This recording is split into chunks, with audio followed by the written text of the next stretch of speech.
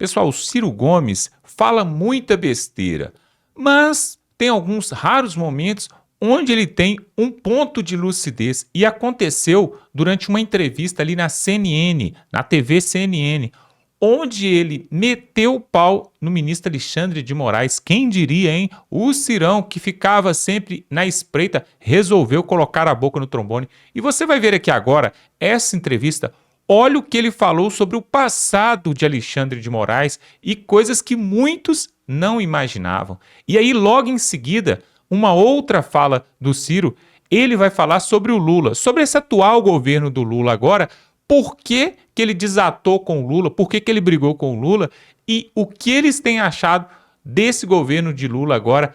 Preste atenção, é realmente estarrecedor a clareza do Ciro Gomes, esse que poderia ser sim um grande político e até um presidente da República se não tivesse alguns pensamentos esquerdistas e comunistas. Mas nessa fala sobre Alexandre de Moraes e sobre o Lula, você vai ver que ele tem muita razão e os jornalistas ali da CNN ficaram de queixo caído. Dá um like nesse vídeo, se inscreva aqui no canal, olha só o que o Cirão falou, se ele não tem razão. Presta atenção.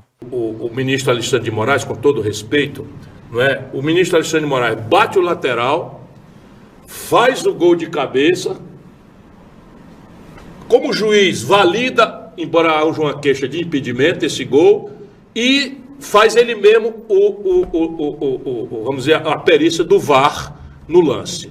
É mais ou menos como eu estou comparando. O ministro, e esse é o problema, e a nossa newsletter serve para isso, para a gente sair desse negócio de PT, Bolsonaro e tal. O Bolsonaro esculhambou o Alexandre de Moraes, e a turma do PT elogiou o Alexandre de Moraes, o Bolsonaro elogiava o Moro, a turma do PT esculhambou o Moro, e eu não elogio o juiz. Eu defendo a lei, o devido processo legal, porque sem isso é selva. E isso é o que nós precisamos examinar agora. O que está acontecendo mesmo, na verdade, fora dessa confusão adianta, que nós não temos nada que concordar nem entrar nela. O que está acontecendo é que lá no ano de 2019, olha bem, 2019, o ministro Toffoli, presidente do Supremo Tribunal Federal, resolveu nomear por portaria, sem sorteio, o que já é uma aberração, o ministro Alexandre de Moraes como presidente do inquérito que ficou com o nome de inquérito das fake news. Então, qual era o pretexto? Tem um artigo do regimento interno do Supremo que diz que quando um ministro for agredido na circunstância física do Supremo, é razoável, é legal que um ministro do Supremo seja ele próprio o presidente do... Forçando a mão, claramente forçação de barra, o ministro Toffoli entendeu que a esculhambação na internet dos canalhas da blogosfera bolsonarista era, vamos dizer, o caso moderno de uma agressão que aconteceu dentro do Supremo. Já está errado. Porque a diferença aqui é, se os ministros estavam sendo, como de fato estavam sendo, agredidos, insultados, ameaçados, etc, etc, etc, o caminho correto da lei que o ministro Toffoli deveria ter tomado, data máxima vênia, que é como nós advogados respeitosamente nos dirigimos criticamente às suas excelências, os magistrados, ele tinha que ter convocado a Procuradoria-Geral da República. Seria uma representação do presidente do Supremo, dando indicações, e a Procuradoria da República deveria fazer. O que estava acontecendo naquela data? De novo, a confusão institucional. Todo o país estava chocado com o comportamento vassalo, pouco sério, do Procurador-Geral da República, que vivia confraternizando com o Bolsonaro. Então, veja, você tem que a Procuradoria da República não exercia suas funções corretas, o ministro Toffoli, portanto, sem poder confessar, porque eles vivem se homenageando da boca para fora, e a canelada por baixo. Infelizmente, esse é o mundo de hipocrisias desse universo de Brasília, da corte em Brasília. Pois bem, porque eu achava que o Procurador-Geral da República não ia tomar as providências corretas, nomeou o ministro Alexandre de Moraes. E este, desde 2019, esse é que é o problema. Desde 2019, resolveu transformar esse inquérito numa coisa que não tem fim, e resolveu transformar esse inquérito vamos dizer, uma espécie de inquérito do fim do mundo. Isto, data máxima vênia, com todo respeito, isto não é direito. Isso é incorreto, isso está simplesmente produzindo nulidades para, inclusive, garantir a impunidade dos malfeitores, não é, que deveriam ter sido já indiciados, já levados a julgamento, já com ampla defesa, já com presunção de inocência, já com as provas todas feitas. Não, está tudo se perdendo. 2019 para hoje, são quase 6 anos, 5 anos já. Pois bem, e o ministro está, então todo mundo agora vai entrando. Nesse ínterim, e esse é o problema, 5 anos, por rodízio natural, o ministro Alexandre de Moraes assume a presidência do TSE. Como presidente do TSE, ele tem lá um departamento que é natural, porque nós temos uma justiça especializada eleitoral e os tempos eleitorais são críticos. Você não pode esperar meses, dias, não sei o quê, por um recurso que às vezes está perdido. Então você tem lá, né, no TSE uma espécie de poder de polícia, diferente do STF, que não tem. O TSE tem uma espécie de poder de polícia nesta dimensão eleitoral, entendamos bem. Pois bem, o ministro Alexandre de Moraes ficou com 2 cadeiras, uma presidente do inquérito no Supremo Tribunal Federal e outra chefe do TSE. E aí o que aconteceu? Nas 2 cadeiras ele mesmo se alegou que seria esquizofrênico, ele mandou um ofício para ele mesmo. Ora, não importa que ele considere esquizofrênico isso, porque vão se passar anos daqui até o julgamento dessas pessoas, e esses ofícios é que ficarão com a memória das tramitações. Não, ele optou pelo caminho apressado e começou a encomendar dos assessores relatórios que usava na outra cadeira. Isto tudo é nulo. Tudo isso vai garantir a impunidade dos grandes canalhas que agrediram os ministros, que agrediram a ele próprio, o ministro Alexandre de Moraes. E a propósito, como ele é ele mesmo agredido, insultado, até fisicamente, como aconteceu no aeroporto no estrangeiro, ele já perdeu, aparentemente está perdendo, a isenção e o distanciamento. Isso tudo enfraquece, diante da opinião pública, a autoridade que nós precisamos que seja amada mais do que respeitada pelo povo brasileiro. Está tudo errado e a gente precisa urgentemente encerrar esse inquérito e aí as coisas voltarão para a sua normalidade. Nós precisamos ter instituições superiores aos homens, superiores às pessoas. Por quê? Porque é isto que o povo precisa, sabe? Estabilidade institucional, segurança jurídica e não ficar dependendo deste ou daquele candidato ou deste ou daquele ministro. Aliás, a barafunda, sabe? São coisas gravíssimas que estão acontecendo a deformar a institucionalidade brasileira. Tudo mentira, cara. Desculpa. Tudo mentira. Uma ideia boa, desmoralizada. A ideia boa. Sabe o que eles fizeram agora? Eu vou dizer aqui para todo mundo ver. Não sai na imprensa. Sabe esses 93 bilhões de reais desse pulso de bom pagador?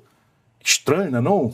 O Lula e o PT e o Haddad sem dinheiro para nada, corta daqui, corta dacolá, confusão, de repente resolvem pagar o calote dos precatórios do Bolsonaro, 93 bilhões de reais. Eu digo, opa, como eu conheço a vida? Sim, cara, e aí tem. Fui atrás e achei, sabe o que é? Eles venderam os precatórios para bancos, poucos bancos, 2 bancos, que compraram esses precatórios com deságio de até 50%. Quem venderam? O governo, Lula. Isso é uma falcatrua maior do que o Mensalão e do que o Petrolão juntos. Governador, conversando no Palácio Sabe do Planalto... quando é que saiu isso na imprensa? Nunca. Há alguns assessores que dizem que Luiz Inácio Lula da Silva está disposto a conversar com o senhor. Já houve algum aceno? O senhor está disposto a sentar com o presidente da República? Olha, você imagina se eu não estou disposto. Eu converso até com Satanás, se o assunto for a obra de Deus. Compreende o que eu estou querendo dizer?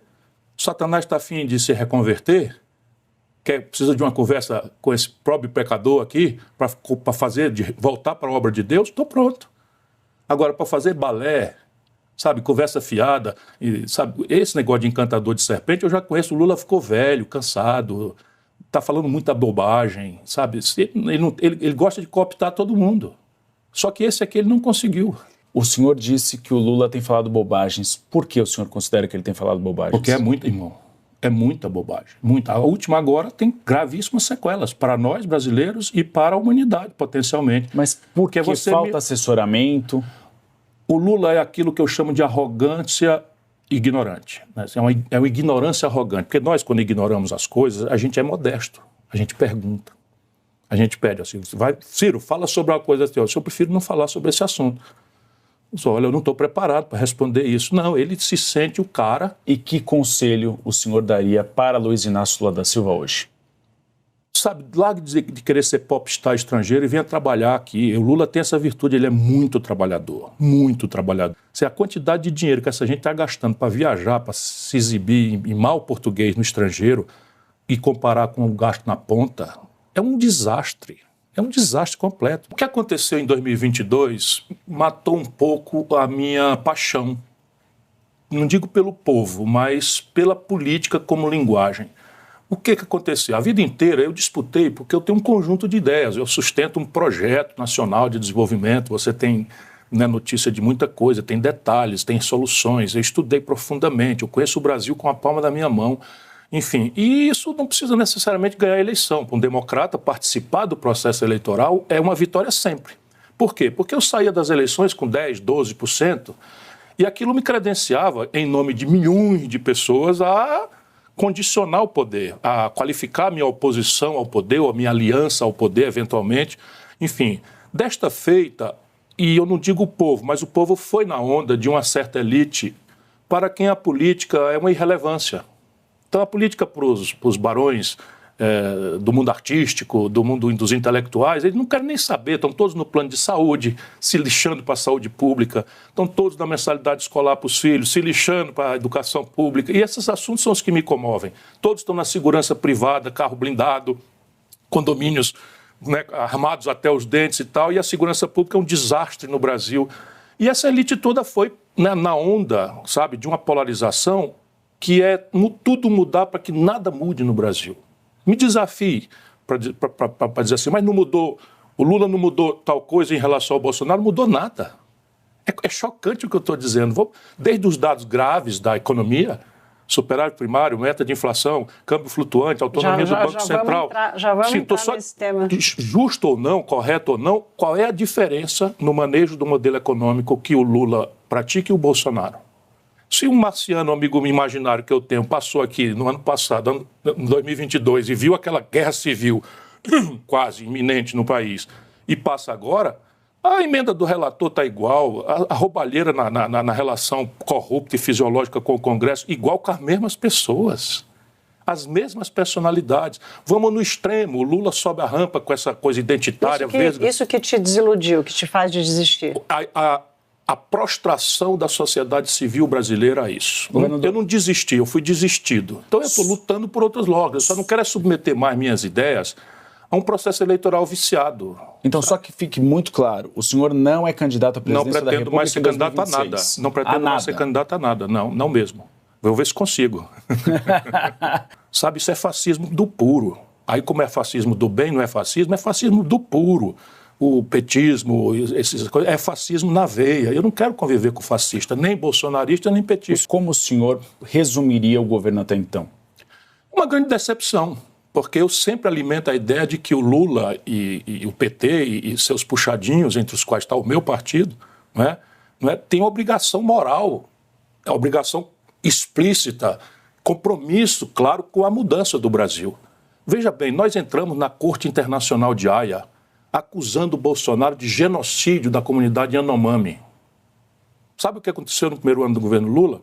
6% a mais de mortes da comunidade Yanomami. E agora? Aí está aí agora a imprensa inteira a serviço da propaganda do governo, ou descuidada, que eu sei que tem muita gente equilibrada, mas descuidadamente passa celebrando o maior superávit primário, aliás, o terceiro maior superávit primário do mês de janeiro. Sabe quais foram os dois maiores? 2021 e 2022, com Bolsonaro. Compreende? É tudo mentira, cara. Tudo mentira. A economia brasileira está paralisada, está estagnada. Eu vou fazer aqui um argumento radical só para tentar colocar todos os do povo na nossa conversa. Se, teoricamente, isso é uma aberração que eu vou falar, nós matássemos todo mundo do mercado brasileiro, 100%. Amanhã, uma bomba H, aí uma coisa matou todo mundo. Qual seria a inflação? 0. Mas está lá previsto, no artigo 5º, que o Conselho Monetário Nacional pode pedir a mudança da direção do banco. O Lula não fez isso. Sabe quem é o Conselho Monetário Nacional? A Haddad, a ministra do Planejamento e o presidente do Banco Central. Então vamos lá, o que está errado na economia brasileira? Você tem, primeiro, uma fração importante dos índices de preço no Brasil são preços administrados pelo governo, que os americanos não sabem o que é isso. Chicago não entende o que é isso, vai me perdoar. Chicago não sabe que a Petrobras resolve fazer seu preço. E qual é o efeito da taxa de juros? Pelo amor de Deus, Thaís. Sabe quanto foi a conta? No primeiro ano do governo Lula, recorde histórico de 718 bilhões de reais de juro. E isso não é a falta de austeridade fiscal, não. Esse dinheiro sai do mesmo bolso que não sai para a saúde, que não sai para a segurança, que não sai para a educação. E é isso? O PT, a esquerda, o PSOL, você percebe o PDT, o meu partido, nós estamos dizendo amém a isso. Alô, Luciana Genro, tenha paciência. Comigo não, violão. Porque é um conceito. A esquerda petista e seus puxadinhos, para não ser incoerente, né? Mas quando eu falo puxadinho, eu estou pensando no PSOL.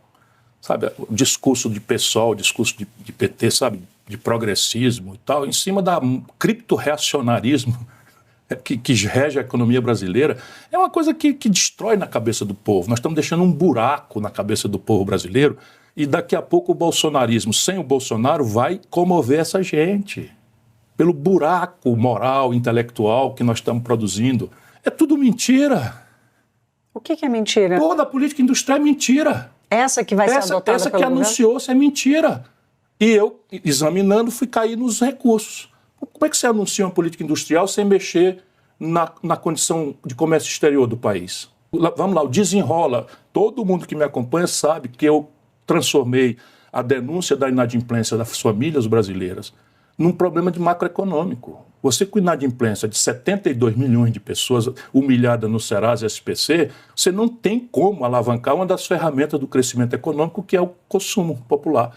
Pois bem, eles pegaram a ideia, empacotaram de forma... estatizaram o risco, que eu não faria jamais, e na hora disso transformaram valores que valiam 10% da dívida, porque é o desconto que você consegue no leilão do Serasa sem o governo ajudar, e fracassou. Por quê? Porque o governo não tem dinheiro para botar 70 bilhões de reais no fundo garantidor. Tudo mentira, cara. Desculpa. Tudo mentira. Uma ideia boa, desmoralizada. A ideia boa. Sabe o que eles fizeram agora? Eu vou dizer aqui para todo mundo ver. Não sai na imprensa. Sabe esses 93 bilhões de reais desse pulso de bom pagador? Estranho, né, não? O Lula e o PT e o Haddad sem dinheiro para nada, corta daqui, corta dacolá, confusão, de repente resolvem pagar o calote dos precatórios do Bolsonaro, 93 bilhões de reais. Eu digo, opa, como eu conheço a vida? Sim, cara, e aí tem. Fui atrás e achei, sabe o que é? Eles venderam os precatórios para bancos, poucos bancos, 2 bancos, que compraram esses precatórios com deságio de até 50%. Quem venderam? O governo, Lula. Isso é uma falcatrua maior do que o Mensalão e do que o Petrolão juntos. Governador, conversando no Palácio do Planalto... Sabe quando é que saiu isso na imprensa? Nunca. Há alguns assessores que dizem que Luiz Inácio Lula da Silva está disposto a conversar com o senhor. Já houve algum aceno? O senhor está disposto a sentar com o presidente da República? Olha, você imagina se eu não estou disposto. Eu converso até com Satanás, se o assunto for a obra de Deus. Compreende o que eu estou querendo dizer? O Satanás está a fim de se reconverter, precisa de uma conversa com esse próprio pecador aqui, para voltar para a obra de Deus, estou pronto. Agora, para fazer balé, sabe, conversa fiada, sabe, esse negócio de encantador de serpente, eu já conheço. O Lula ficou velho, cansado, está falando muita bobagem, sabe? Ele gosta de cooptar todo mundo. Só que esse aqui ele não conseguiu. As tarifas de telefonia no Brasil são as mais caras do mundo. Sabe, energia elétrica, distribuição, zero problema de privatizar. Qual é o problema? O problema é a regulação, de novo, apropriar as agências. Tudo corrompido. E a indexar as tarifas de energia elétrica a câmbio. O país que tem a matriz energética mais limpa do mundo, de base hidráulica, quase metade, amortizou quase todas as suas grandes barragens, devia ter tirado esse peso de amortização das costas do consumidor brasileiro e da economia brasileira. Estamos pagando as tarifas mais caras do mundo. Você percebe? Se a gente esculhambar o Bolsonaro por isso, estamos chovendo no molhado. E nós? Aí você diz, um emprego em alta. É tudo mentira. É tudo mentira você considerar que um cidadão que está trabalhando no Uber ou como entregador do iFood está empregado. Isso é uma grande fraude. A informalidade no Brasil já alcança 60, 70 milhões de pessoas. Sabe o que significa isso? Daqui 20 anos tem 50 milhões de velhinhos descobertos de qualquer cobertura previdenciária e lá não terá mais solução. O senhor acha que Jair Bolsonaro será preso? Vai ser. mas eu espero que com a prudência e a franquia que ele tem direito, como qualquer bandido, mesmo que seja uma pessoa como ele, qualquer bandido tem direito a devido processo legal. E se o Supremo, por estrelismo, continuar fazendo bobagem, monocrática, decisões precárias, vai só cevar o argumento que cada vez mais faz ilegítima na opinião pública a sua conduta. Então o que tem que ser feito? Assegurar ao Bolsonaro ampla, total e irrestrita defesa, presumi-lo inocente, que é do devido processo legal, garantir todos os recursos e só com uma condenação coletiva e definitiva, com trânsito em julgado, e pagar seus gravíssimos crimes. Como é que a gente resolve com a Amazônia? O Lula vai em Paris, pega carona num espetáculo de música dos artistas, no Champs-Élysées, e anuncia diante de uma grande ovação desmatamento zero. Hoje está acontecendo o recorde de queimadas na Amazônia. Hoje. Aí encolheu comparando com o Bolsonaro. Claro que encolheu, porque o Bolsonaro desmontou as estruturas de comando e controle na região. A Marina voltou, o ICMBio, o IBAMA, a multar as pessoas. Então as multas cresceram 200%, 300%. É isso que vai resolver o problema da Amazônia? Repressão? Tira o cavalo da chuva. 40 milhões de brasileiros, a França quase toda, vivem na Amazônia Legal. Pois é, realmente o Ciro poderia ser um excelente político se ele largasse essas manias esquerdistas e se não defendesse justamente o progressismo aí, né, que vem lá de trás quebrando as pautas conservadoras. E aí ele mostrou ali para os jornalistas, né, que quiseram sair do assunto. Teve horas que os jornalistas quiseram sair da pauta Lula e até mesmo meter o pau em Jair Bolsonaro, mas não tem jeito, pessoal. Não tem nada que falar contra Jair Bolsonaro, porque ele só fez o país crescer. Agora, o Lula, nós vemos que em 2 anos de governo, ou de desgoverno, como você quiser falar, realmente o país andou para trás. Olha o dólar aí chegando a R$6, já tinha passado de R$6, indo para casa dos 7, aí deu uma recuada por causa da política internacional, não foi por causa do Lula, isso não é mérito do Haddad, por exemplo, mas o Ciro mostra que ele tem pelo menos uma clareza. Foi por isso que ele desatou ali com o Lula, né? E nem quer saber mais de política. Agora ele fica só em cima do muro ali mesmo, metendo o pau e atirando para cima de todo mundo. Essa não é a primeira entrevista, né? O primeiro pronunciamento que ele dá ao vivo ali para uma grande emissora, onde ele mete o pau no Lula. Agora, o interessante é que até agora ele não tinha falado sobre os ministros do STF, né? Principalmente sobre o Alexandre de Moraes, que todos têm muito medo, né, de abrir a boca e falar. Mas agora ele falou, e ele falou algo ali com muita propriedade, falando sobre o passado do Alexandre de Moraes, como que ele entrou na política através do judiciário. E aí o Ciro foi muito feliz, né, ao falar ali sobre os atos de Lula, sobre esse desgoverno que Lula tem promovido no Brasil.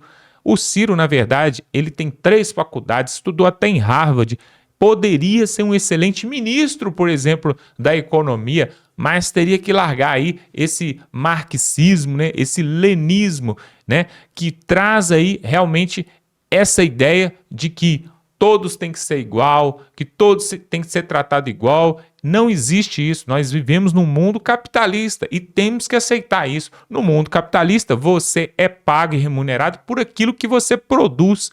Agora, a esquerda quer o quê? Que o Estado seja grande, gordo e que dê Bolsa Família, Auxílio Escola, ProUni, FIES, tudo de graça para todo mundo, e aí o Estado fica cada vez mais gordo e inchado. Isso não funciona em país nenhum e não vai ser aqui no Brasil que isso vai funcionar. Olha só, se você gosta desse tipo de conteúdo, eu quero te convidar para se inscrever aqui, tem um botão aqui embaixo. Muitas pessoas nos assistem e ainda não estão inscritas, então se inscreva agora. Confira aí também, dá um like. Olha só, muitas pessoas também clicam no botãozinho e o like parece que não está funcionando. Testa aí agora e vê se está funcionando. O Ciro Gomes deu uma aula ali para os jornalistas da CNN que ficaram de queixo caído. E aí, o que você acha? O Ciro está certo, está errado? Coloque aqui nos comentários a sua opinião, porque, na verdade, a opinião do povo é a que deveria, nesse país, se fôssemos um país de pessoas 100% honestas, a opinião do povo é que deveria valer. Vamos ficando por aqui e até a próxima.